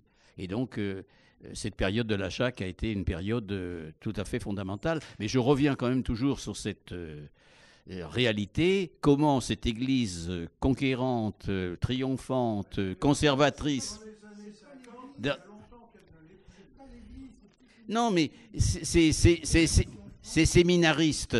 Moi, j'en ai eu dans ma belle famille. Ces séminaristes, ils sont formés dans les séminaires avec une structure, enfin, à être plutôt dans un moule. Or, c'est ce moule qui vont casser en quelque sorte. Oui, justement. Oui, justement, c'est des moules qu'on casse, parce que c'est un phénomène, je dirais, psychologique. Par exemple, Claire Bretéché, elle n'est pas bigote. Elle a été élevée à Chavannes. Ça montre que, justement, mais aussi, il ne faut pas oublier certaines choses. C'est qu'à ce moment-là, et on n'a pas parlé de cela, il y avait aussi un mouvement chrétien, mais pas Action catholique, le mouvement Vie Nouvelle, personnaliste, qui a créé, avec Emmanuel Mounier, qui a créé la revue Esprit. Delors était de la Vie Nouvelle. Et on lui doit la formation permanente, la loi sur la formation permanente. Et il y avait aussi la période 54-60, les prêtres dits ouvriers, c'est-à-dire de la mission de France. Et la Vendée était très irriguée par ces prêtres ouvriers qui se détachaient du milieu dogmatique chrétien catholique pour aller vers le peuple. Et ça, c'est très important. Oui. Autre chose, je continue. Actuellement, sur l'agriculture. Actuellement, il y a des effets de jeunes agriculteurs qui trouvent un marché dans la question des AMAP. Oui. Association pour maintien d'agriculture paysanne. J'en fais partie. Laissez-moi vous dire, ça prend de plus en plus d'importance. Voilà. Maintenant, sur le fait qu'on ouvre des écoles publiques, en sachant qu'actuellement, en Bretagne, on vend des églises. C'était sur France Culture, et on vend des églises qui deviennent des centres commerciaux, etc. Et il y a eu une réaction d'un monsieur qui dit « Mais comment le centre du village, c'était l'église, et maintenant ça disparaît. Eh bien, c'était un communiste qui avait compris le signal. Actuellement, et je suis pour aussi, on crée actuellement 200 mosquées. Je ne suis pas contre, mais qui dirige les mosquées? Voilà. Oui, mais c'est important. C'est important. Il y a une déchristianisation sociologique très importante. Mais oui, mais c'est quand même important. Écoutez, lisez Ouest France aujourd'hui, l'Allemagne veut plus donner de sacrement à des gens qui se...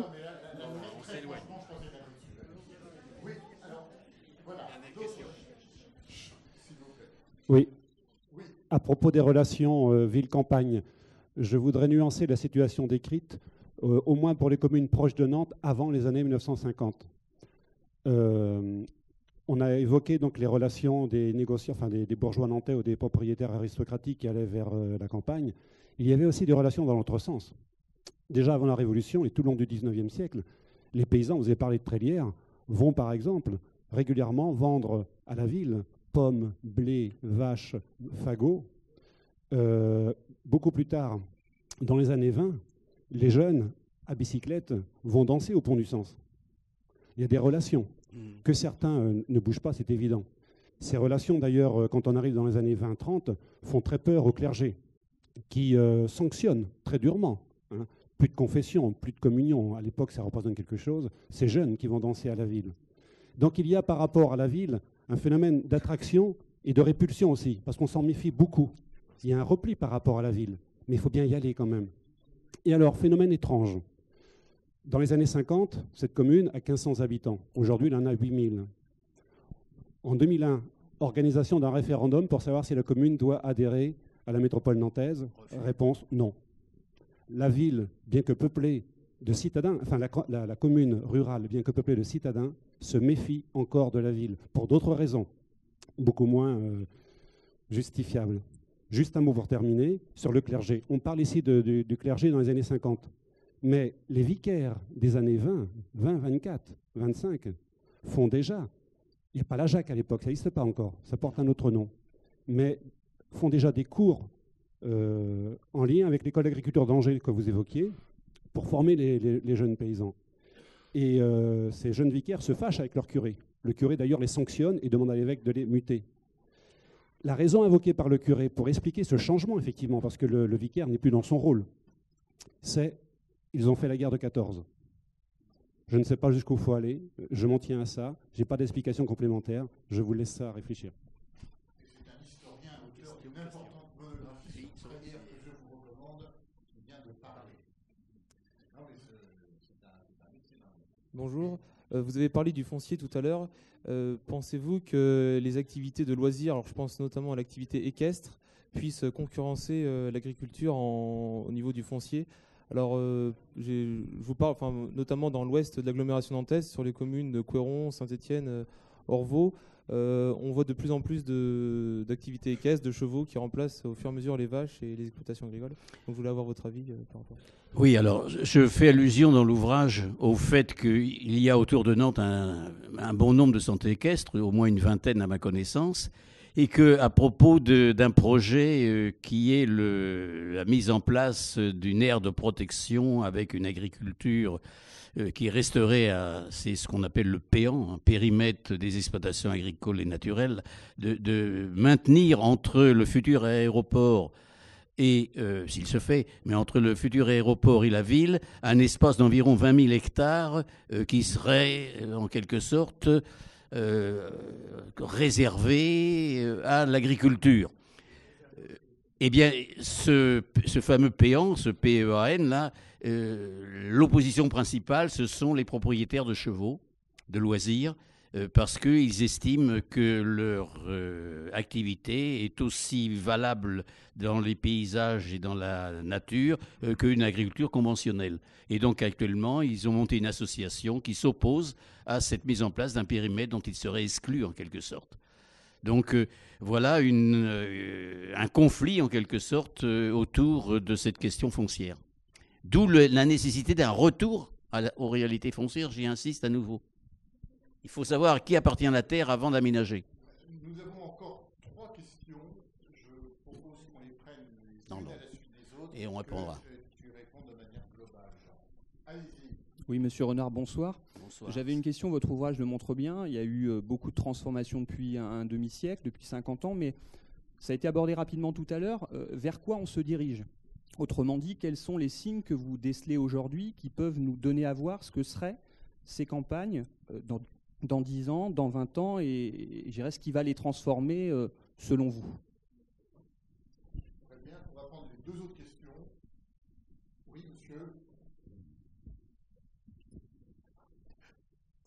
On n'a pas parlé du crédit agricole. Les cultivateurs qui sont là pourraient peut-être, je ne suis pas du crédit agricole, mais pourraient peut-être donner leur point de vue sur l'action de cette banque qui, à mon avis, a été quand même influente. Et une 3e intervention. Madame, attendez, on va vous apporter le micro. Patientez. Oui, merci. Oui, moi, je suis intéressée par cette conférence, mais souvent sollicitée par des gens des AMAP, des copines un peu naïves à mon avis. Et je trouve qu'il serait intéressant, peut-être pas aujourd'hui, c'est pas le sujet central, mais de voir les relations campagne-ville par le biais de la vente, enfin de la commercialisation de la production. Personnellement, je trouve que c'est terrible au niveau des grandes surfaces, l'étranglement des producteurs, certainement. Les épiciers, enfin les petits commerces de proximité ont énormément de mal à vivre. Et il y a un effet de mode sur la MAP qui est sympathique, mais qui me paraît extrêmement naïf, avec des effets d'aubaine, y compris de vente dans les écoles, etc. Et je trouve qu'il faudrait trouver un équilibre réel entre tout ça. Merci. Donc, 3 questions. Je propose qu'on aille du plus particulier au plus général. Bien que le particulier, en l'occurrence, ait joué un rôle tout à fait important, commençons par le crédit agricole. Oui, alors le crédit agricole a joué un rôle fondamental, bien sûr, dans les transformations de l'agriculture. En particulier, il faut vous rappeler que dans les années 60-70, le taux d'inflation en France du temps de M. Pompidou et de ses successeurs est d'environ 10-12% par an. Le crédit agricole prête aux jeunes agriculteurs à 3%, ce qui fait que les remboursements sont moins élevés que le fermage qu'ils payaient autrefois. D'où des transferts fonciers importants. Beaucoup d'agriculteurs sont devenus propriétaires de leur exploitation agricole par ce biais des prêts du crédit agricole et le taux d'inflation. Donc ça a joué un rôle important. Là, on a les sources, on a toutes les archives. C'était dans ma thèse plus que dans le livre sur les encours, en quelque sorte, liés aux acquisitions foncières. Mais on n'a pas, malheureusement, mais je pense que M. Chupin, qui est intervenu tout à l'heure, et qui travaille au Conseil général, va se pencher sur la question. On ne sait pas exactement quelle est pas la nature, mais le montant des transferts fonciers. Est-ce que la grande propriété qui existait dans les années 60-70 et qui couvrait un très grand nombre de communes a disparu? Est-ce qu'elle s'est maintenue? Ça exige des études cadastrales très lentes, très longues, mais avec les technologies modernes, on peut aller beaucoup plus vite que ce que je faisais à la main autrefois. Mais je pense que c'est ça qu'il faudrait savoir. Mais on ne sait pas très bien la nature des transferts fonciers. Deuxième question de la commercialisation abordée souvent les AMAP, mais pas seulement. Oui, alors c'est vrai que les AMAP, c'est un côté bobo, il faut bien le dire. Hein. Au sein du périphérique nantais, j'ai comptabilisé en 2007 30 AMAP. Et d'une année sur l'autre, il s'en crée un nombre important. Ça, c'est comme le nombre de nids de frelons asiatiques. Hein? Oui, donc je me répète, c'est un peu comme les nids de frelons asiatiques qui se multiplient en Loire-Atlantique. D'une année sur l'autre, ça double ou ça triple. Les AMAP, c'est un peu la même chose et c'est aussi incontrôlable que les nids de frelons. C'est-à-dire qu'on ne sait pas très bien où ça va. Non, je pense que c'est moins dangereux, mais c'est vrai que ça correspond à une demande un peu particulière. Est-ce que ça va durer ou pas? J'en sais rien. pour être consommateur dans une AMAP, il faut aimer les légumes de saison, et d'autre part, il faut souvent une famille nombreuse, parce que sinon, on est vite débordé. Me semble-t-il. Enfin, moi, je sais pas, j'en fais pas partie, mais peut-être qu'un certain nombre d'entre vous, vous êtes consommateurs, des mangeurs, comme on dit, dans les AMAP. Mais il y a beaucoup d'autres formes de modernité, de trajectoires particulières. Ça peut être l'accueil à la ferme, ça peut être l'auberge paysanne, etc. Le marché paysan. Si on suit l'exemple du Périgord noir que je citais tout à l'heure, il y a beaucoup de possibilités en Loire-Atlantique, qui est quand même un pays où il passe pas mal de touristes aussi. Alors, troisième et dernière question, la plus massive. Là, il faut sortir la boule de cristal. Ah oui, et demain. Oui, et demain. Alors, moi, là encore, je disais toujours à mes étudiants, et Olivier en est un ancien, il sait très bien ce que je vais dire, il n'y a pas de limite à l'agrandissement des exploitations agricoles. Je pense que demain, on pourrait très bien avoir en Loire-Atlantique 2-3 exploitations par commune.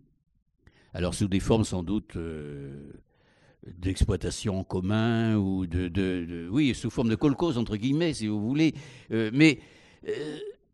Donc, on peut très bien avoir des exploitations géantes demain dans nos régions, comme on en a dans le bassin parisien, comme on en a dans les pays de l'Est, etc. Ou comme on en a aux États-Unis. Mais cela n'empêche pas qu'à côté de ces formes d'agriculture intégrée avec des coopératives ou des grandes firmes privées, qui seront donc de grandes dimensions, on peut avoir à côté une agriculture familiale diversifiée, différente, de retraités, de hobbies, etc. Mais les éleveurs de chevaux, ils pratiquent une sorte d'agriculture de hobby, à la Marie-Antoinette avec ses moutons, etc. Tout cela peut peut-être demeurer. Encore faut-il qu'il y ait dans les plans locaux d'urbanisme des zones réservées, parce que sinon, c'est l'urbanisation à tout va, me semble-t-il, hein. C'est pourquoi j'ai insisté tout à l'heure, peut-être pas suffisamment, Marc Bloch, entre les deux guerres, et le géographe Roger Dion avait tracé une limite entre ce qu'ils appelaient les zones de grande culture et les zones de petite culture. Ça allait de la plaine de Caen vers la région centre et ça descendait vers le sud. Et toute la région qui était à l'ouest était une région de petite culture, paysanne, familiale, etc. Avec des grands domaines au point de vue foncier, mais divisés en petites exploitations métairies. Mais aujourd'hui, ces métairies sont regroupées en grand ensemble et on voit même en Mayenne, par exemple, des enfants d'aristocrates qui n'ont pas fait l'ENA ou Sciences Po et qui se retrouvent à la tête d'exploitation. Et le papa reprend les exploitations les unes après les autres et les laisse au fils qui a 400, 500 hectares d'un seul tenant et qui élève du cheval ou des bovins là-dessus. Donc on a vraiment l'apparition de structures qui rappellent celles du bassin parisien ou de l'Est de la France, dans nos régions. Et ça, c'est vraiment une révolution fondamentale. Alors on va peut-être vers cela. Et à côté de cela, proche des villes, dans des zones particulières, parce qu'il y aura un environnement agreste, où il y aura des aménités naturelles, on aura peut-être une agriculture de type hobby, en quelque sorte, sous formes variées et diverses. Oui, ça peut être des petites cultures maraîchères, légumières, etc. Voilà ce que je peux dire. Merci Jean de cette très intéressante conversation. Le livre de Jean Renard, Les campagnes nantaises, est bien sûr en vente, ainsi qu'un certain nombre d'autres ouvrages de Jean faits par lui-même, ouvrages collectifs publiés au Fondation universitaire de Rennes. La revue Place Publique est également présente. J'attire votre attention sur le numéro de cet été sur les relations entre Nantes et Vignoble. On est en plein dans ce sujet. Deux rendez-vous. La prochaine séance de questions publiques aura lieu le 18 octobre. Aura un caractère tout à fait différent, puisque c'est un jeune romancier que nous invitons, Aurélien Bélanger. Alors, pas tant en tant que romancier, mais pour le sujet de son épais roman qui est paru à la rentrée chez Gallimard, qui s'appelle La théorie de l'information, et qui est une sorte d'histoire romancée du Minitel à aujourd'hui. Et puis, un autre rendez-vous pour ceux qui seraient intéressés, c'est le mardi 9 octobre, un colloque qui a lieu toute la journée à Saint-Aignan-de-Grandlieu, qui est co-organisé par la ville de Saint-Aignan, par l'agence d'urbanisme, par